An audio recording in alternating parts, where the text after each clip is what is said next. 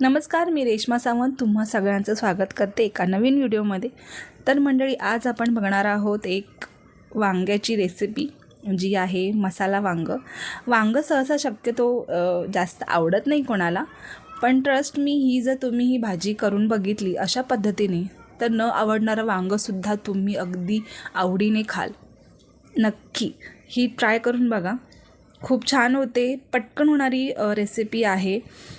अगदी घरातल्या साहित्यामध्ये आपण ही रेसिपी बनवू शकतो. तर त्यासाठी आपल्याला साहित्य लागणार आहे ते बघूया. तर त्यासाठी मी इथे घेतले आहेत वांगी, स्वच्छ धुवून घेतली आहेत आणि त्याला असे कट्स मारलेत 4 असे, आणि मिठाच्या पाण्यात मी बुडवून ठेवले. त्याच्यानंतर इथे मी उभा चिरलेला कांदा, सुकं खोबरं, अद्रक, लसूण आणि इथे मसाले घेतलेत: हळद, लाल तिखट, गोडा मसाला, धने पावडर, कांदा लसूण मसाला आणि गरम मसाला. तर आता आपल्याला कांदा, खोबरं आणि अद्रक लसूण हे भाजून घ्यायचे.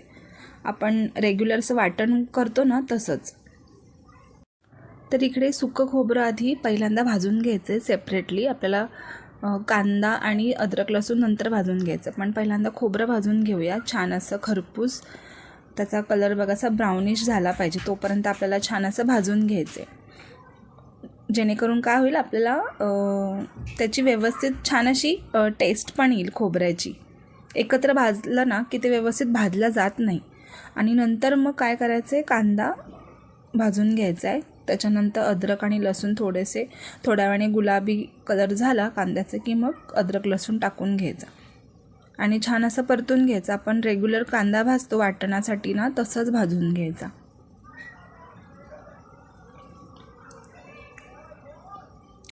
कांदा इथे छान आता भाजून झाला आहे, ब्राऊन कलर पण आला आहे त्या कांद्याला. आता आपण हे सगळं व्यवस्थित वाटून घेऊया मिक्सरमध्ये.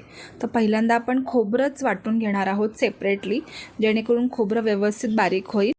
कधी कधी काय होतं, खोबरं आणि कांदा वगैरे एकत्र आपण बारीक करायला गेलो ना तर खोबरं कधी कधी तसंच राहतं जाडसर, म्हणून मी अगोदर हे बारीक करून घेतलं आहे. आणि आता त्याच्यामध्ये ॲड करणार आहोत थोडीशी कोथिंबीर आणि अद्रक लसूण, आणि जो भाजून घेतला होता कांदा तो आपण त्याच्यामध्ये ॲड करणार आहोत. आणि आता ह्या मसाल्यामध्ये आपण थोडंसं मीठ टाकायचं आहे. आणि जर तुम्हाला जास्त दिवस टिकवायचा असेल हा मसाला तर त्याच्यामध्ये पाणी अजिबात ॲड करू नका. असंच ते 7 ते 8 दिवस छान राहतं फ्रीजमध्ये. आपण आता फोडणी देणार आहोत.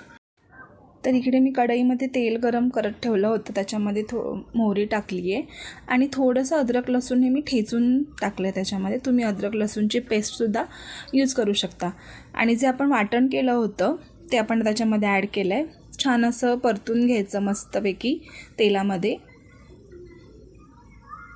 त्याच्यानंतर आपण त्याच्यामध्ये ॲड करणार आहोत जे आपण स्पायसेस घेतले होते, सगळे मसाले ते आपण त्याच्यामध्ये ॲड करणार आहोत. तुमच्याकडे जे अवेलेबल आहेत मसाले ते तुम्ही तिथे ॲड करू शकता. जर गोडा मसाला नसेल किंवा कांदा लसूण मसाला नसेल तरी काहीच हरकत नाही. बाकीचे जे नॉर्मली मसाले जे असतात आपल्याकडे ते सुद्धा तुम्ही तिथे ॲड करू शकता. थोडासा चिकन मसाला किंवा मटन मसालासुद्धा ॲड करू शकता, खूप छान टेस्ट लागते त्याची. तर हे सगळे मसाले आपण टाकलेत आणि छान असं परतून घ्यायचं थोडंसं तेल सुटेपर्यंत. आणि त्याच्यामध्ये आता आपण ॲड करणार आहोत वांगी, जी आपण मिठाच्या पाण्यात बुडवून ठेवली होती, कारण वांगी लगेच कट केल्यानंतर काळी पडतात. सो मी मिठाच्या पाण्यात ती बुडवून ठेवली होती. आता मग व्यवस्थित आपल्याला मिक्स करून घ्यायचे ते सगळे वांगी मसाल्यामध्ये. आणि आपण थोडा वेळ आता त्याला झाकण ठेवणार आहोत, हार्डली 2 ते 3 मिनटासाठी, जेणेकरून जो मसाला आहे तो वांग्यामध्ये थोडासा मिक्स होईल. आणि त्याच्यानंतर आपण आता झाकण काढणार आहोत. थोडंसं तेल पण सुटलं आहे बघा साईडने.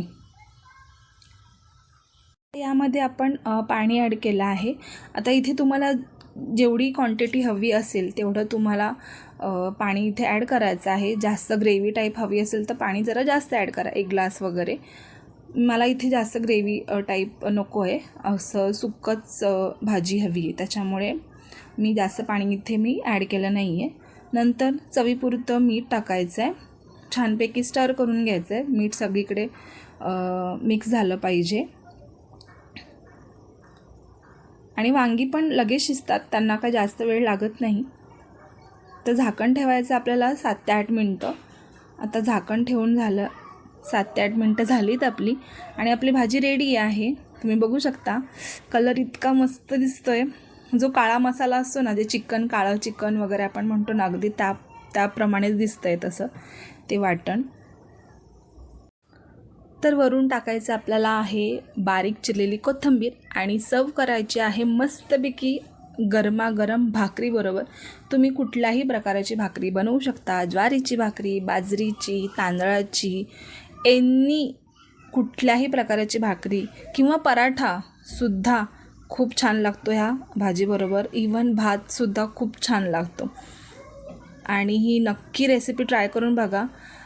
अगदी इझी आहे, सिंपल आहे, काहीच असं अवघड नाही आहे. आदल्या दिवशी तुम्ही हे वाटण करायचं आणि फ्रीजमध्ये ठेवायचं. दुसऱ्या दिवशी पटकन तेलामध्ये वाटण टाकायचं आणि फक्त भाजी आपल्याला त्याच्यामध्ये टाकायची आहे. जी तुम्हाला कुठली भाजी करायची असेल, वांगी करायची असेल किंवा अदर कुठली व्हेजिटेबल असतील ते तुम्ही नक्की करू शकता. तुम्ही ह्या पद्धतीने ही भाजी नक्की करा, आवडेल तुम्हाला. आणि हा व्हिडिओ जर तुम्हाला आवडला असेल तर लाईक शेअर करा आणि चॅनलला सबस्क्राईब करा. चॅनलला सबस्क्राईब करायला विसरू नका. असेच नवीन नवीन व्हिडिओ मला तुमच्याबरोबर शेअर करायला नक्की आवडतील. तर पुन्हा भेटू आपण एका नवीन व्हिडिओबरोबर. तोपर्यंत बाय बाय.